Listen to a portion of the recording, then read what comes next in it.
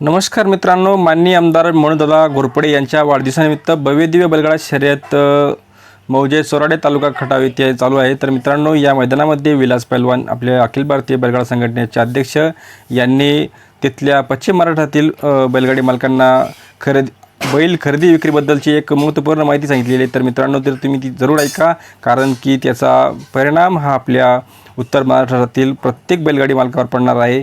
तर काय कसल्या प्रकारची माहिती ही विलास पैलवान यांनी कॉल करून सांगितली, तर नक्की ऐका। एक मिनिट बैलगाडी मालक ऐका।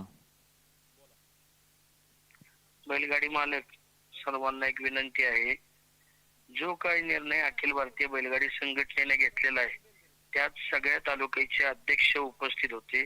त्यांना एक दिवस अगोदर प्रत्येक तालुका कमिटीच्या ग्रुपवर हा विषय मांडायला लावला होता आणि प्रत्येक तालुक्यातून हा विषय गंभीर घेतल्यानंतर हा निर्णय घेतलेला आहे। हा तुमच्या हिताचा निर्णय घेतलेला आहे। इथून पुढची मैदानं होणारी ही पश्चिम महाराष्ट्र मर्यादित होतील। बैलांची संख्या जास्त आहे आणि करार किंवा मी विचार दिलाय, मी इथं आता अर्धे पैसे दिलेत, अर्धे पैसे आता आज देणारे, काल दिलेत, परवा दिलेत, हे काही चालणार नाही।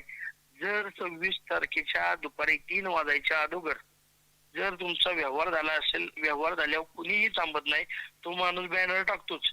बॅनर असेल, तुमचं ट्रान्झॅक्शन पूर्ण असेल आणि त्याच्या अगोदरचा स्टॅम्प असेल तरच तुमचा स्टॅम्प तुम्ही जुना घेऊ शकता किंवा ट्रान्झॅक्शन 1.5-2 लाख पाठवले तेवढं म्हणू शकता की बैल घेतलाय। पण जर बॅनर जरी पडलेला नसेल तरी तो बैल गृहीत धरला जाणार नाही।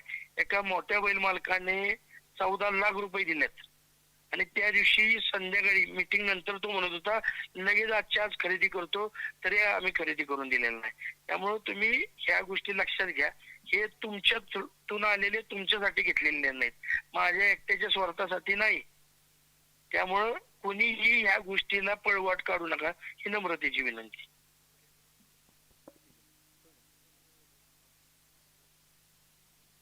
पंच त्या गटामध्ये 2 नंबरला कोण? तर मित्रांनो, विलास पैलवान यांनी जे सांगितलंय तिथल्या गाडा मालकांना, तर तुम्हाला त्याबद्दल काय वाटते तर ते मला कमेंटमध्ये जरूर कळवा। आणि त्यांनी जो घेतलेला जो निर्णय आहे त्याचा परिणाम आपल्या उत्तर महाराष्ट्रातील बैलगाडी मालकांना किती होईल किंवा कसा होईल तर तुम्हाला कमेंट बॉक्समध्ये जरूर कळवा। आणि आपला व्हिडिओ जर आवडला असेल तर त्याला लाईक आणि आपल्या यूट्यूब चॅनलला सबस्क्राईब करायला विसरू नका। तर धन्यवाद मंडळी, जय जवान जय किसान। असेच नवनवीन व्हिडिओसाठी आपल्या यूट्यूब चॅनलला सबस्क्राईब करायला विसरू नका। धन्यवाद।